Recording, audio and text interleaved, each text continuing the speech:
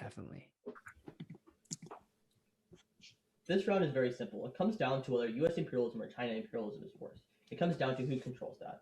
First, they just say there's a lot of factors for a root cause. Doesn't matter, we're both impacted to imperialism, but we're saying the U.S. imperialism is uniquely worse. First, the Davis evidence is very specific. That tells you that countries in crisis right now are being caused because of the U.S., because the U.S. just goes, intervenes whatever it wants, and screws up countries. Iraq and a bunch of other places prove. Their card just says like, oh, militarism can't be put to a root cause. There's not really a warrant there, but also we give you a clear warranty from Davis. But if you don't buy that, and this is where we're really winning, is the Mazur evidence on the impact evidence. It tells you the reason why China and Russia are even expanding in the first place is because they're disenfranchised with U.S. imperialism, meaning that our argument is a prerequisite to theirs. Let's go to their next responses. They talk about, actually, you can extend the framework. You should vote for the team that best resists imperialism. I already told you why with the root cause. They talk about how China is like getting worse. They dropped the AP21 evidence. The round is over. The AP21 evidence tells you the U.S. is actually getting worse for human rights and worse for everything else because they're going more militaristic. However, China is going more and more better for human rights, which is why a Chinese-controlled world will be on net better than the U.S. Completely conceded, 100% probable. The round is over. But secondly, they say open imperialism is worse. Our argument says that international organizations work to check back China. No one checks back the U.S. However, the 100%, the only argument that's 100% conceded in this round is our third link, which means it's 100% probable. Judge intervention means you should vote here, but also two, it means you're presumed neg no matter what happens. Our link evidence is very clear. That tells you that you 50% increase. You basically use loans to bribe countries. 50% increase. That's really bad because they bribe them to allow the U.S. to intervene wherever they want. So the Ontario evidence, the only evidence in this round about the U.S. tells you the U.S. goes 59% more to war and 4 times increase to war, which increases the conflict and prereqs. This also outweighs because you control 100% of the international institutions compared to everything else. Also, all their cards about war aren't specific to the U.S. Our arguments about U.S. imperialism doesn't. Let's go to their C2. We are extending Zhao. Though China's having collapse of the economy, legitimacy crisis, and environment, and that means that they can't expand. They say they're expanding now. Yeah, maybe they can be expanding now, but also that means in the long term they can't. They're not going to be able to, which is why it's been slowing down. BRI investments slow down. Also, this is a new summary frontline. Don't let them get away with this. You should probably not evaluate it. If anything, default neg if the round is too close. Because A, like we spoke first, but also B, neg is status quo. I feel like a lot of times judges will be like, oh, I don't really know what was going on here, especially a lot of flake judges just don't know what to do in a certain round. So do you think it's useful to sometimes tell them, if you don't know what you're doing, vote here? Yeah, 100%. Say like especially I remember we had teams that did this and we did this all the time. We'd be like, look, this round has gone pretty close, but the one thing you know, and the only argument that's 100% conceded is this argument, right?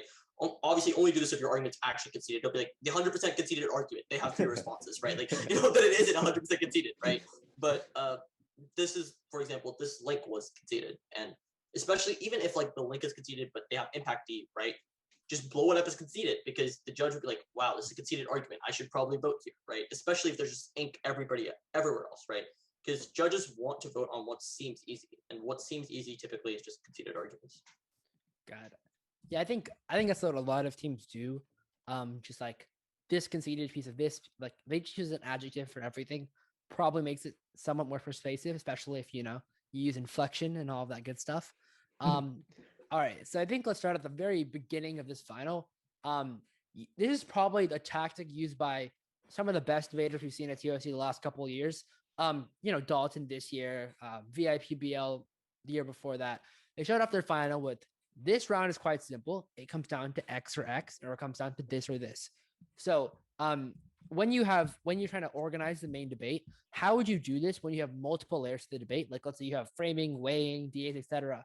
How would you, what do you think is a consistent way to be able to simplify the debate into like this versus this, or maybe a couple issues? Yeah. So ideally, if you do your job correctly in summary and final focus, and you collapse down to like one case argument or like one dissent that you're going for, right? Ideally, it should come down to one argument you're going for versus 2 arguments you're going for. Obviously, there's multiple layers to the debate. Like, you might have a pre-fiat page, you might have a presumption page, whatever, right? If you have this, it could still come into like, look, like, for example, like this round is really simple, right? Does neoliberalism outweigh blah, blah, blah, whatever impacts they go for, right? Or does imperialism outweigh whatever impacts they're going for, right? And you'd be like, we tell you blah, blah, blah, and you get into your way, right? I think it's really easy, especially in this round. Like, obviously, we're not going to show the actual round. I'm not going to tell you what happened in the round, but before this round, there was just ink flying everywhere, right? Because it was a very close round. And especially because this judge, the judge was amazing, and I really like their RFD.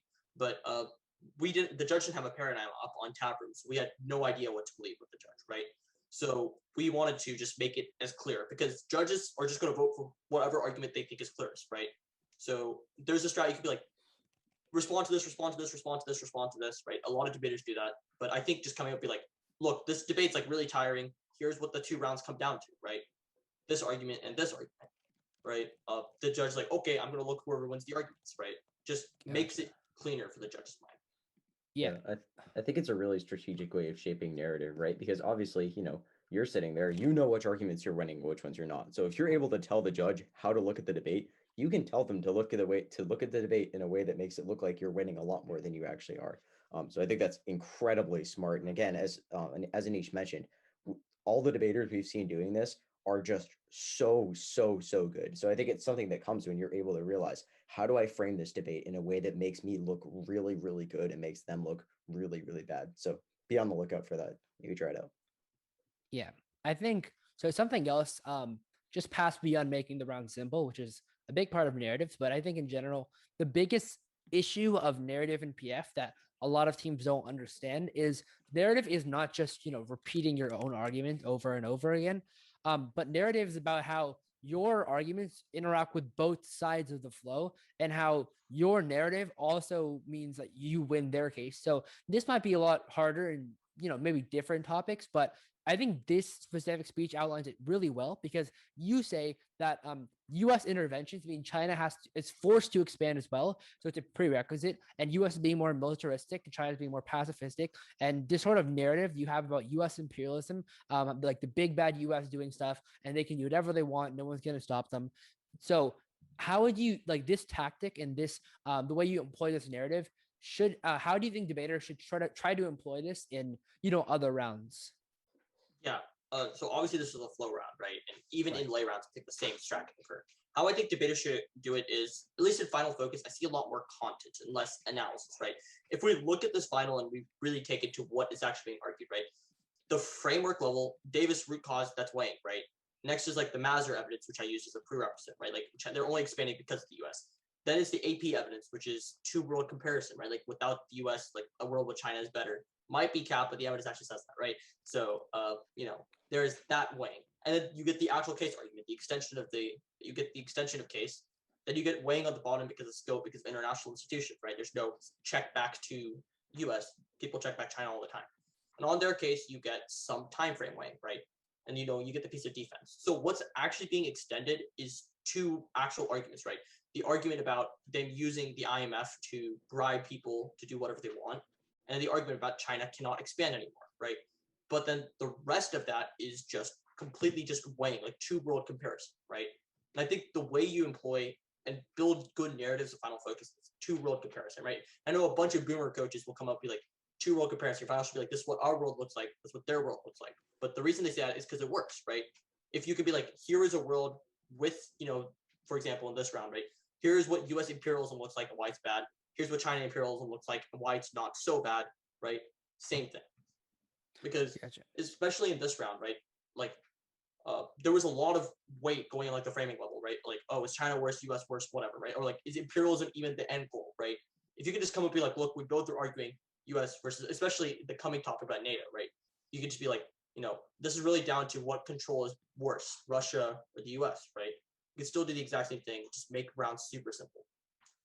Right. And I think the biggest distinction when you talk about 2 worlds comparisons, and I think the reason a lot of sort of more, modern age technical debaters sort of discount it is because what of a lot of teams who might do a 2 worlds comparison or something like that, they'd be more focused on like the impacts or maybe a probability weighing. But I think the most important thing to learn not to do is just to like straw man your opponent's arguments. So when you were, explaining Chinese imperialism and stuff, you were talking about the actual warrants why Chinese imperialism is not true, and the actual warrants why or Chinese imperialism compared to like U.S. imperialism isn't as bad, or why it's U.S. imperialism is a prerequisite, etc. But you talked about like the actual warrants, the comparison, as opposed to just straw manning it and be like China doesn't do anything. But you were like pretty truthful and a pretty realistic in your warranting and everything, which makes, especially I think when people talk about inflate debates, you can